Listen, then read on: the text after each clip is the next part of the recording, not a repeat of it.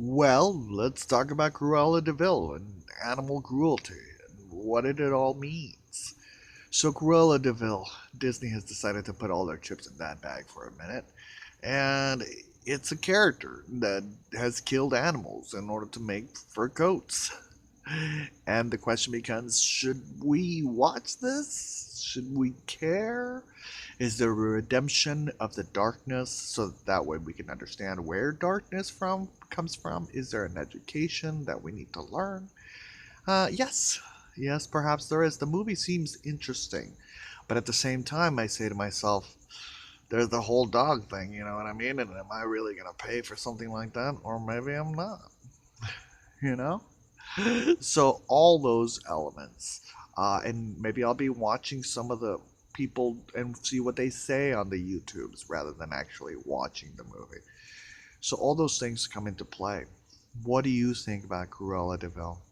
I'm one of those people. I'm extremely sensitive when it comes to animals. I don't believe that animals belong in any horror movies at all. I don't want to see any animals in any horror movies.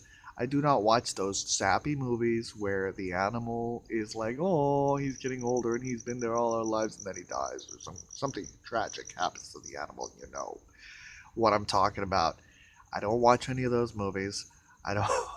I don't watch wildlife videos.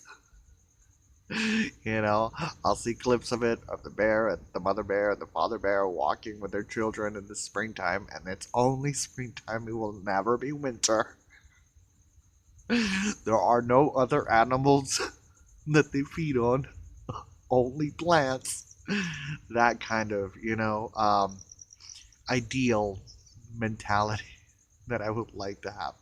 So yeah, there's I have friends and they'll be watching shows and we'll be watching shows together and there'll be a scene and I'll be like, I'm out, I'm out.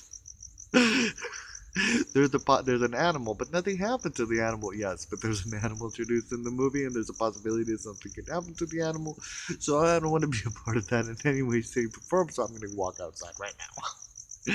That's the kind of mentality that I have. In high school, I used to have my friends, and we used to ride around. And the question what they posed me was like, if you had a cat, your cat, or if you had, a person, like a baby, who would you pick? And I'm like, I'd pick the cat if it was my cat, because I had a cat at the time, and I loved my tool, and I still love my tool. So yeah, so that's the choice that I would make. Little puppy, yelling in the background and doesn't know me, but I know that I love the puppies. You know what I mean? So all those things come into play. How do you? I don't have any pets. I'm very like when I go to the pet store, I'm very sensitive. I feel a lot of the pain and suffering of the animals. So I really can't go inside pet stores. I definitely cannot not go inside shelters. If I had the space, I totally would get a pet. I would totally get a pet. I think, yeah, I would. I think it really jaded me for a while. I was telling everybody, no, no, never. I don't want to feel that suffering that I felt when losing Toll. You know, Zoe. If you watch some of my videos, oh, that's a whole different story. But you know, I people deserve homes. Animals deserve homes. Animals deserve love. People might be like, animals don't deserve homes. They're sometimes whatever. The point is, everybody deserves love. And I think about those things. I think about when I see suffering, and it really limits the amount of television that I can watch. But it's okay because there's some still really good wholesome shows. There's plenty of stuff on the internet. Trust me.